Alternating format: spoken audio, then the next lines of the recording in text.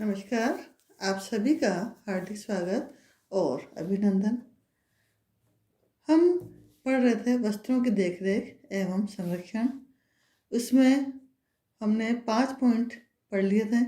Brush से झाड़ना, शीघ्र मरम्मत, दाग धब्बे छुड़ाना, सफाई एवं धुलाई, उचित विधि के द्वारा धुलाई। अब हम इसी को आगे बढ़ाते हुए पढ़ेंगे। नेक्स्ट है इसमें सुखाना। धुलाई की उचित विधि की तरह ही उचित प्रकार से विधि पूर्वक वस्त्रों को सुखाया जाना चाहिए। सभी वस्त्रों को न तो निचोड़ना चाहिए और न ही उन्हें लटका कर सुखाया जाना चाहिए, क्योंकि जब हम लटका के सुखाते हैं तो वस्त्रों के आकार का बिगड़ने का डर रहता है। जैसे ऊनी कपड़े को यदि हम लटका के सुखाएं तो इसकी पूरी आकृति खराब हो जाती है। अतः इसकी पहले ड्राफ्टिंग की जाती है, फिर वस्त्र को फैलाकर चौरस स्थान पर सुखाया जाता है। ऐसे ही ऊनी और रेशमी वस्त्रों को कभी भी तेज धूप में नहीं सुखाना चाहिए, क्योंकि तेज धूप से इसके रेशे कमजोर और निर्बल हो जाते हैं। संश्लेषित सूती या लिनन के वस्त्रों को तेज धूप में सुखाया जा सकता है, परंतु इनको भी यदि छन छन कर यदि धूप आती है वहाँ सुखाया जाए तो उत्तम रहता है। कलर्ड वस्त्र हैं तो उनको हमेशा उल्टा करके सुखाना चाहिए, ताकि वस्त्र का रंग भद्दा नहीं हो और वस्त्र लंबे समय तक ताज़ा, आकर्षक और नवीन बना रहे। कुछ वस्त्रों को सुखाने के लिए ऑटोमेटिक ड्रायर का प्रयोग करना उचित रहता है। इसमें उचित ताप एवं समय की सेटिंग रहती है, परंतु सभी वस्त्रों को इसमें सुखाना उचित नहीं रहता। ताप सुनम्य रेशों से निर्मित वस्त्रों में सिकुड़न पड़ सकती है, अतः धुलाई से पूर्व वस्त्र पर लगे लेबल को ध्यान से पढ़ लेना चाहिए। नेक्स्ट इसमें है साबुन एवं शोधक पदार्थ का उचित चुनाव। गंदे वस्त्रों को धोने के लिए साबुन अथवा शोधक पदार्थ का प्रयोग किया जाता है। कुछ शोधक पदार्थ क्षारीय प्रकृति के होते हैं, यानी इसमें क्षार की अधिकता होती है, तो इनका प्रयोग हम सभी वस्त्रों पर बिना सोचे समझे नहीं कर सकते। जैसे सूती और लिनन के वस्त्रों पर क्षार का कोई प्रभाव नहीं पड़ता, लेकिन यदि हम ऊनी और रेशमी वस्त्रों को इससे धो लें तो इसके तंतु खराब हो जाते हैं। इसीलिए ऊनी और रेशमी वस्त्रों के लिए मृदु, हल्के, कोमल साबुन अथवा अपमार्जक का प्रयोग करना चाहिए। हालांकि मृदु एवं कोमल साबुन कीमती होते हैं, परंतु यही साबुन वस्त्र के लिए सर्वोत्तम होते हैं। जैसे आपने नाम भी सुना होगा, Ezee, Genteel, Ariel, Surf Excel आदि मृदु एवं कोमल शोधक पदार्थों के अंतर्गत आते हैं। इनके प्रयोग से ऊनी और रेशमी वस्त्र खराब नहीं होते। कुछ साबुन रासायनिक प्रकृति के भी होते हैं, लेकिन इनका प्रयोग भी हम सभी प्रकार के वस्त्रों पर नहीं कर सकते। कड़े साबुन से ऊनी एवं रेशमी वस्त्रों की धुलाई नहीं करनी चाहिए, क्योंकि इससे इनका आकर्षण सदैव के लिए खराब हो सकता है। अतः वस्त्र की रचना, वयन, रेशों के प्रकार, रंग आदि का अवलोकन करते हुए उचित प्रकार के साबुन एवं शोधक पदार्थ का हमें प्रयोग करना चाहिए। नेक्स्ट है इसमें उचित प्रकार से इस्त्री करना। सभी वस्त्र समान रूप से ताप के प्रति प्रभावी नहीं होते। कुछ रेशे अत्यधिक ताप पर इस्त्री करने से गल जाते हैं, जबकि कुछ रेशे अप्रभावित होते हैं। कुछ में गर्म इस्त्री के दाग धब्बे लग जाते हैं, इसलिए वस्त्र के रेशों के अनुकूल इस्त्री करनी चाहिए। इस्त्री करने से वस्त्र की सलवटें दूर हो जाती है तथा वस्त्र में चमक, ताजगी एवं नवीनता आती है। वस्त्र सुंदर और आकर्षक लगने लगता है। रासायनिक रेशों से निर्मित वस्त्रों पर गर्म प्रेस नहीं की जाती, क्योंकि अत्यधिक ताप पर इसके रेशे पिघल जाते हैं। इन पर कम गर्म इस्त्री करनी चाहिए और ऊनी वस्त्रों पर अधिक गर्म इस्त्री नहीं की जानी चाहिए, क्योंकि इससे इसके रेशे पर हानिकारक प्रभाव पड़ता है। इनके रेशे अत्यधिक ताप पर जल जाते हैं। और ऊनी वस्त्रों पर कभी भी सीधी इस्त्री नहीं की जानी चाहिए। इनके ऊपर पतला मलमल का कपड़ा बिछाकर फिर उसके ऊपर हमें प्रेस करनी चाहिए। और प्रेस भी इस पर रगड़ कर नहीं करनी चाहिए, बल्कि दबा दबा कर करनी चाहिए। पहले एक स्थान पर दबाव डालते हुए फिर प्रेस को आगे बढ़ाते हुए दबाव डालना चाहिए। रगड़ने से इनकी जो बुनी हुई रचना होती है वो फैलकर बिगड़ जाती है। रेशमी वस्त्रों पर भी बहुत अधिक गर्म इस्त्री नहीं की जानी चाहिए, क्योंकि इनके तंतु बहुत अधिक कोमल होते हैं, तो वो तीव्र ताप को सहन नहीं कर पाते। इसलिए इन पर हल्की गर्म प्रेस की जानी चाहिए। प्रेस पर जो टेम्परेचर को कंट्रोल करने के लिए इस पर कंट्रोलर होता है, जिस पर टेम्परेचर लिखा रहता है।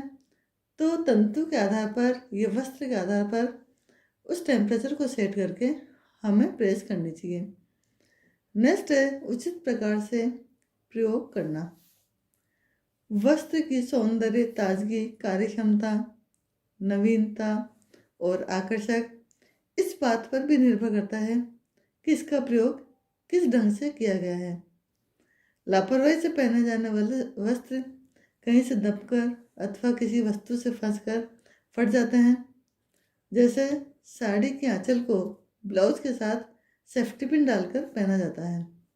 लापरवाही से खोलने अथवा किसी वस्तु में फंस जाने या बच्चों खींचने से साड़ी एवं ब्लाउज दोनों ही फट जाते हैं। इसी तरह अत्यधिक लंबे इधर उधर लटकते ओढ़नी, लहंगा, धोती अथवा अन्य परिधान भी किसी किसी चीज़ से लगकर फट जाते हैं। ज़रूरत से ज़्यादा यदि लंबा पेटीकोट होता है तो नीचे से बहुत ज़्यादा गंदा होता है, अतः इनकी धुलाई रगड़ रगड़ के करनी पड़ती है, जिससे इसके नीचे से रेशे कमज़ोर हो जाते हैं और वहाँ से फट जाता है।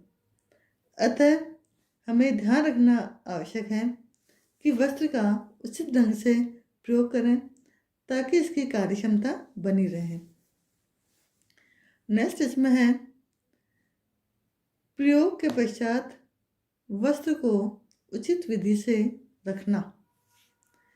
प्रयोग के पश्चात वस्त्र को किस प्रकार से समेटकर अथवा संचयन करके रखा गया है, इस बात पर भी वस्त्र की मजबूती, कार्यक्षमता और टिकाऊपन निर्भर करता है। अगर उपयोग के पश्चात वस्त्र को उतारकर यूं ही पलंग, जमीन या टंगना पर पटक कर रख दिया जाए तो उन पर की गई इस्त्री की खींच बिगड़ जाती है, वस्त्र की संरचना बिगड़ जाती है, फलतः इन्हें दोबारा धोना पड़ता है और प्रेस करनी पड़ती है, अतः वस्त्रों की जिंदगी घट जाती है। वैसे परिधान जो त्वचा के सीधे संपर्क में रहते हैं उन पर त्वचा के मैल एवं पसीना लग जाता है, अतः इन्हें तुरंत ही साफ कर देना चाहिए। पसीना एवं मैल दोनों ही वस्त्रों को गलाते हैं। सूती वस्त्रों को प्रयोग के पश्चात उनके मौलिक रेखाओं पर अच्छी तरह से तह करके रखना चाहिए। सूती साड़ी को तह करने के पश्चात अगर इन्हें बिछावन के नीचे ठीक ढंग से रख दिया जाए तो इनका प्रयोग हम 2-3 बार भी आसानी से कर सकते हैं। ऐसे ही रेशमी साड़ी को तह करने के पश्चात हैंगर में टांग कर खुली जगह एवं खुली हवा में 2-3 घंटे तक लटका कर रखना चाहिए। जब वस्त्र पर धूप, हवा अच्छी तरह से लग जाए, पसीने का प्रभाव समाप्त हो जाए, तभी इन्हें बक्से या अलमारी में बंद करके रखना चाहिए। इसी प्रकार ऊनी वस्त्रों को अखबार में लपेट कर रखना चाहिए, क्योंकि अखबारी कागज से कीड़े नहीं लगते। अखबार छापने में जो स्याही प्रयुक्त की जाती है उनकी गंध से कीड़ा नहीं आता। नेक्स्ट और लास्ट है स्वच्छ संरक्षण। कुछ वस्त्रों को लंबे समय तक सहेज कर रखना पड़ता है, जैसे शादी विवाह, तीज त्योहार और अन्य उत्सवों पर पहने जाने वाले बनारसी ब्रोकेट, जरी, गोटे वाले वस्त्र, अन्य कीमती एवं बहुमूल्य वस्त्र। इसी तरह ऊनी वस्त्रों को भी लंबे समय तक सेहत संभाल कर रखना पड़ता है। अतः यह आवश्यक है कि वस्त्रों को अच्छे प्रकार से संरक्षण एवं संचयन किया जाए। ऐसे वस्त्रों को बक्से, अटैची और अलमारी में बंद करने से पूर्व उनकी पूरी सफाई की जाए। छिद्रों एवं टूटे फीटे भागों की मरम्मत करवाकर उनमें कीड़े मारने वाली दवा, फिनाइल आदि डाल देनी चाहिए। कभी भी गंदे ऊनी वस्त्रों का संग्रह नहीं किया जाना चाहिए। इन्हें सूखी विधि अथवा गीली विधि से धुलवा कर भली भांति सुखा लेने के पश्चात ही संचयन करना चाहिए। ऊनी वस्त्रों को पॉलीथीन बैग में अखबारी कागज में लपेट कर रखना चाहिए। पॉलीथीन बैग में मॉथ प्रूफ पाउडर भी डाल देना चाहिए। अखबारी कागज में ऊनी वस्त्रों को लपेट कर रखने से कीड़े नहीं लगते। ऐसे ही बनारसी ब्रोकेट अथवा सोने चांदी के तारों से जड़े वस्त्रों को डस्ट प्रूफ बैग में रखना चाहिए और बैग में कीड़े मारने वाली दवा का छिड़काव कर देना चाहिए ताकि वस्त्रों को कीड़े क्षति नहीं पहुंचा सके। वस्त्रों को अलमारी में संचयन करने से पूर्व उनकी पूरी जांच कर लेनी चाहिए। अगर वस्त्र कहीं से फटा हुआ है अथवा सीवन खुला हुआ है, बटन टूटा हुआ है या अन्य कमी है तो मरम्मत के पश्चात ही हमें अलमारी में रखना चाहिए। अलमारी, बक्सा या वार्डरोब में प्रत्येक वस्त्र को सुंदर एवं व्यवस्थित ढंग से सहेज समेट कर रखना चाहिए।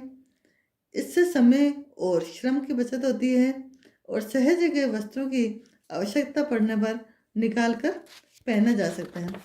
इस तरह से हमें जो भी वस्त्र हैं उनकी प्रॉपर केयर करनी चाहिए ताकि उसकी कार्य क्षमता को बढ़ाया जा सके। इसी के साथ ये टॉपिक यहीं समाप्त होता है। धन्यवाद।